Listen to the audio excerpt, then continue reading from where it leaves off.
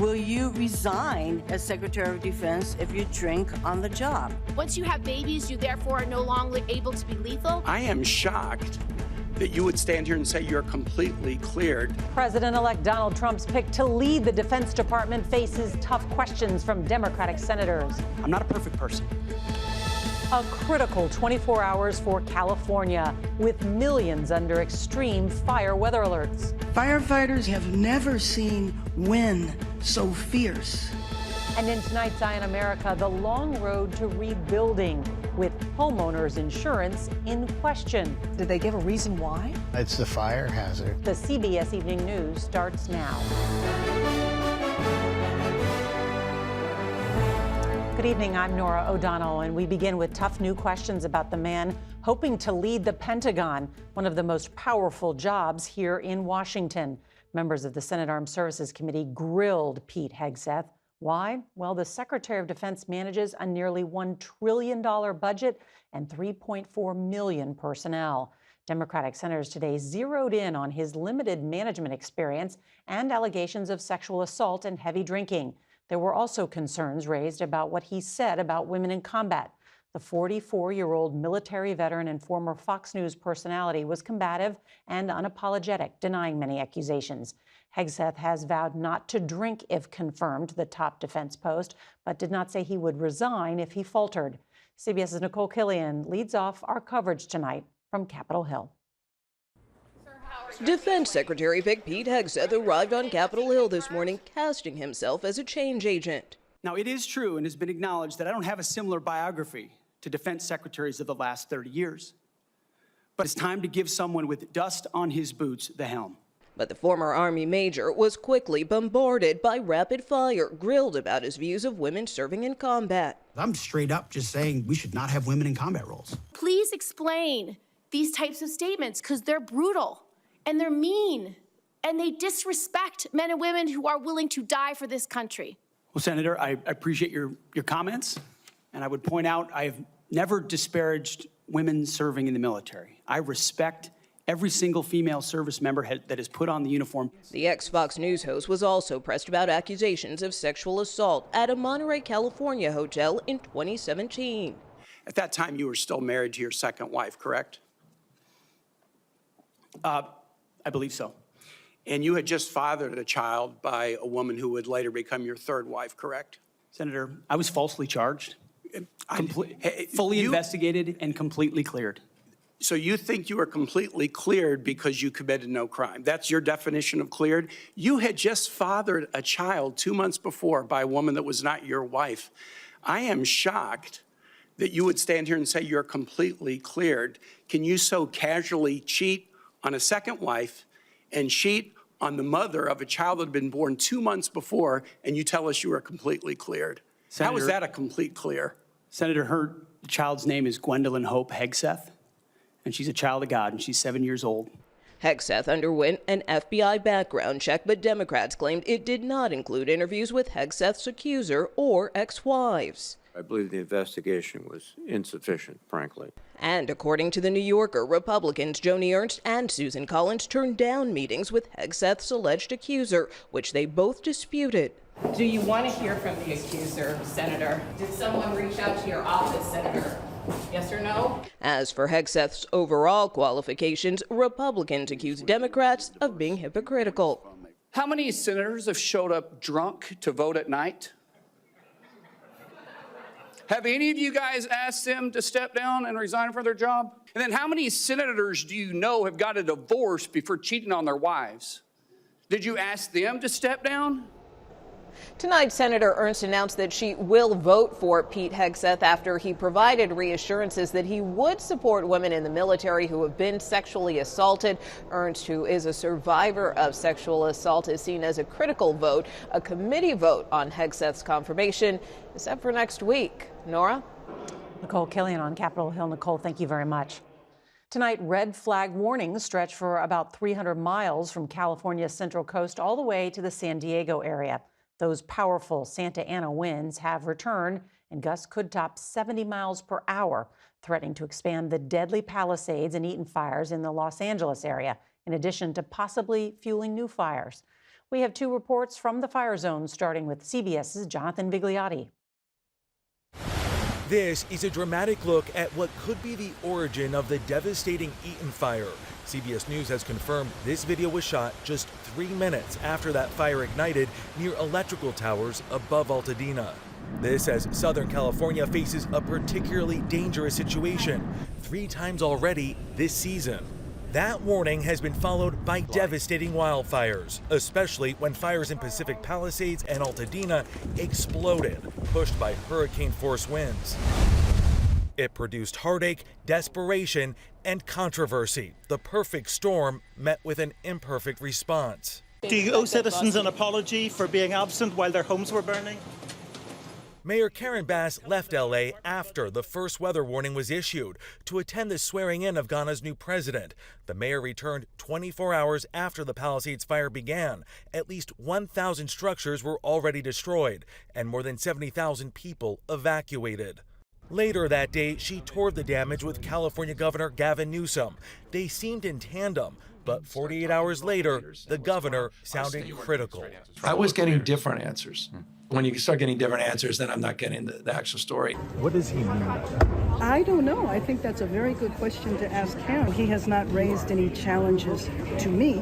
The mayor has deflected criticism over whether the city was adequately prepared. But today, are you happy with how the response is going, past and present? Well, I mean, everything could be better. There is no question about that. Looking back, would you have taken that trip overseas? I am going to focus today on what we know. Meanwhile, FEMA has arrived here on scene. The agency now assisting victims with temporary housing and disaster recovery. With 12,000 homes destroyed, rebuilding will take years, Nora. Jonathan Vigliotti posing the tough questions. Jonathan, thank you. Let's turn now to CBS's Rob Marciano as firefighters are getting in the ready position, bracing for those high winds tonight. We are taking an aggressive lean-forward posture, strategically placing fire patrols and engines in the unimpacted high fire risk areas in the city.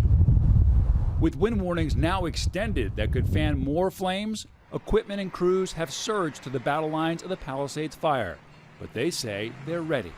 This team is from Colorado. They just got an assignment to head a little bit farther north. They've been strategically placed here in a neighborhood near the Palisades that has not been burned. This has been the concern with these winds kicking up. If one of these hotspots flares up, they got to go snuff it out. So far, firefighters have only been able to establish a perimeter around 17% of the fire to prevent it from spreading. Our orders are to kind of get the area cleaned up here as best we can. Greg Cates' unit from Oregon is tasked with creating a buffer zone, clearing dry brush away from homes that could be threatened by flare-ups. Obviously, if we see any hot spots, make sure that they get cold and stay cold, and hopefully kind of get things prepped for people to come back in. As the dry winds continue to blow, the army of firefighters remain at the ready. We're still pushing forward until we don't have any threat. And no rain in the forecast at all. Exactly. Yeah, no rain until further notice here at the command post.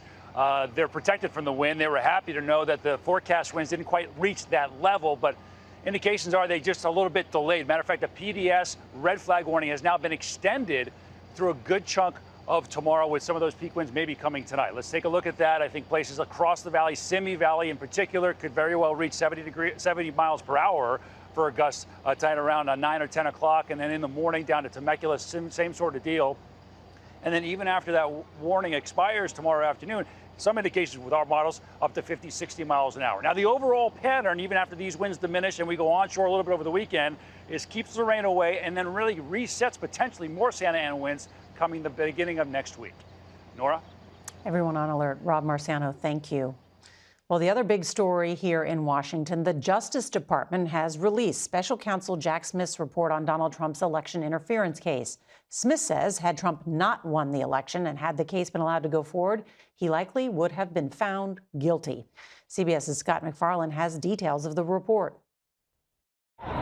The final chapter of the federal investigation of President-elect Donald Trump's role in the January 6th attack is a 137-page closing report from special counsel Jack Smith. Smith argues Trump knowingly conspired to submit fake electors and overturn the 2020 election results, saying the evidence was sufficient to obtain and sustain a conviction.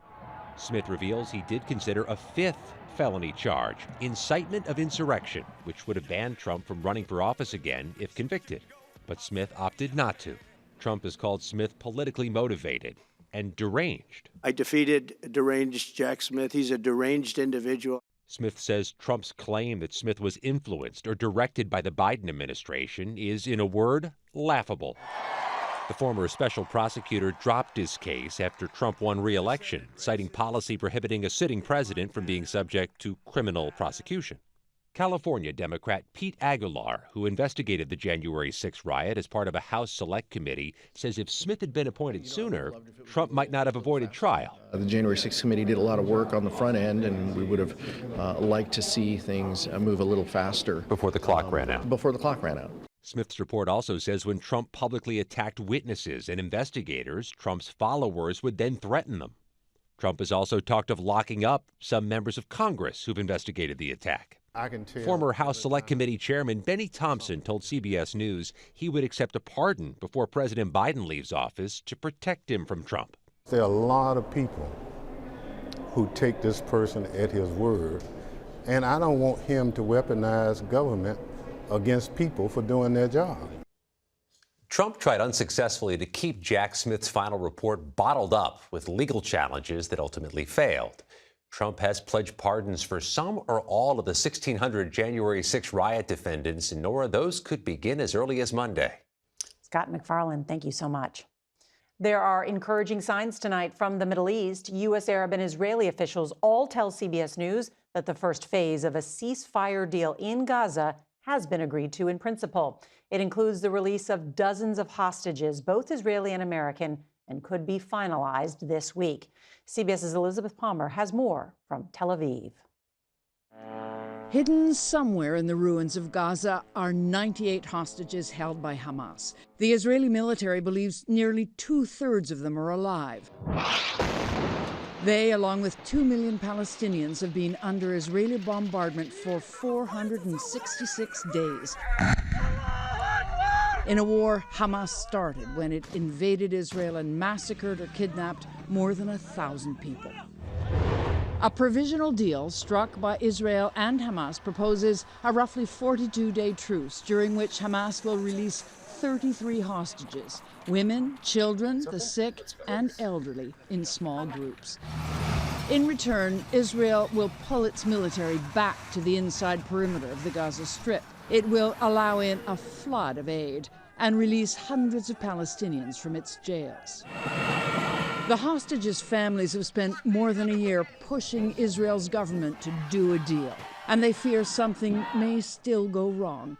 Or Levy was abducted from the Nova Music Festival. His brother Michael is on tenterhooks. We were disappointed too many times, so I try not to let myself believe too much. But at the same time, we are hopeful. The hostages' faces on posters and banners all over Israel are a constant reminder of their tragedy and their families' ordeal. It was a final diplomatic push by Egypt, Qatar, and crucially, the United States that looked set to end it, and also the humanitarian catastrophe in Gaza. Nora? Elizabeth Palmer, thank you. Eye on America is next, looking at California's insurance crisis and the struggle to rebuild after the wildfires. What homeowners should know.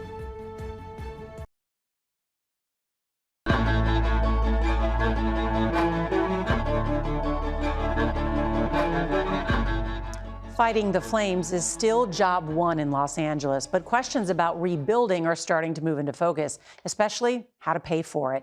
In tonight's Eye on America, CBS's Elizabeth Cook reports from California, where 7 of the 12 largest insurers have frozen or restricted new business in the last 2 years. The fires that tore through Altadena turned the family home of Jeff and Jennifer Cohen from this to this. I think there's some walls up. It seems like the second floor collapsed onto the first, but I couldn't tell you if there's anything salvageable. Getting money to rebuild will take time, a long time.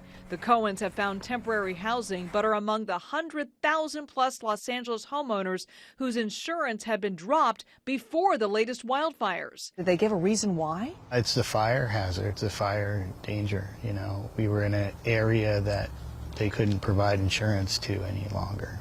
As victims like the Cohens come to grips with a devastating loss, analysts predict insurers could pay out more than $20 billion just from this wildfire disaster alone. The kind of risk has been changing very quickly. University of California Associate Professor Francis Moore studies the economics of climate change. Any kind of healthy kind of financial risk management, we really want the insurers to have an accurate picture of what that risk is. Nationwide, the insurance industry already faces tens of billions of dollars in losses from natural disasters. So this icon is a simulated ignition point. Rob Newbold of the company Verisk says one way to financially plan for those disasters could include computer-generated catastrophic models. How does the climate conditions in terms of temperature and weather, taken together with where the properties are, with infrastructure in terms of things like putting the fires out, prevalence of local fire stations, prevalence of local fire breaks, all of these come together to run simulations